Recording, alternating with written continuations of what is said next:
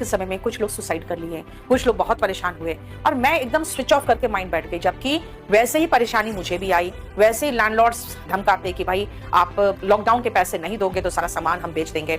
उसके बाद लॉकडाउन में भी इतने मतलब बिजली डिपार्टमेंट भी ऐसे हैं, लॉकडाउन जिसमें जुलाई में एकदम भयंकर लॉकडाउन लगा था 2020 की जुलाई में, उस समय आके वो क्लासरूम्स के बाहर जो मीटर लगे हुए थे एनडीपीएल वाले आए, सब उखाड़ के ले गए। इनफैक्ट एक टीचर का ये हालत था कि उसने तुरंत इंस्टीट्यूट खोला ही था उस समय। और ये जब हालत हुई ना तो अराउंड सितंबर के लगभग में उसने सुसाइड कर लिया। और सुसाइड कहाँ किया? जिस क्लासरूम को, जिस ऑफिस को उसने बहुत सुंदर से बनाया था, उसने उसी में जाके फांसी लगा के सुसाइड किया। तो एक और थे शायद मध्य प्रदेश का एक टीचर, उसने सुसाइड किया क्योंकि उसको बैंक वाले फोन कर करके धमका रहे थे क्योंकि वो ईएमआई नहीं दे पा रहा। तो हुआ क्या, ये सब लोग बहुत व्याकुल, बहुत परेशान।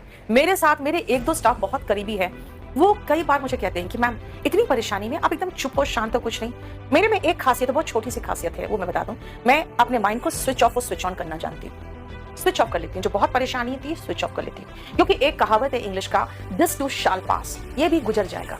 बस जैसे अच्छे दिन आते हैं वैसे बुरे दिन भी आते हैं, तो ये भी गुजर जाएगा, ये सोच के स्विच ऑफ कर लो दिमाग अगर परेशानी आती है तो। इसीलिए मैं कह रही हूँ कि अगर कोरोना में बहुत लोग बेरोजगार थे या जिनके पास ऑफलाइन का क्लास नहीं था, ऑफलाइन आप अपने ऑफिस नहीं जा पा रहे थे, तो पूरी दुनिया बैठी हुई थी, है ना। We all were in the same boat. इसीलिए कभी भी याद रखना, अगर आपको परेशानी आती है तो ये मत सोचना कि भाई मेरे साथ ऐसा हो रहा है। बहुत सारे लोग हैं जो आपके जैसे ही, आपके सेम हालात में है दुनिया में, वो लड़ रहे हैं ना, लड़ो ना, है ना। सीसीडी का मालिक मर गया, क्या कर लिया उसने? अपनी वाइफ को कितनी परेशानी में डाल दिया, ये सोच लो। क्या उसकी वाइफ अंदर से वो लगता नहीं होगा उसको कि मेरे हस्बैंड मुझे ऐसे परेशानी में छोड़ के चले गए? उसकी वाइफ ने बहुत सारा कर्जा चुका दिया। तो जिंदा रहोगे ना तो बहुत सारी चीजें हो सकती है। कई बार ऐसा होता है, लोग कहते हैं कि नहीं बहुत परेशानी है, बहुत परेशानी है। अरे भैया बहुत परेशानी तो चिंता क्यों कर रहे हो? दो चीजें होंगी ना, मर जाओगे परेशानी से, फिर चिंता किस बात की? अच्छा है मर गए, खत्म सारा परेशानी।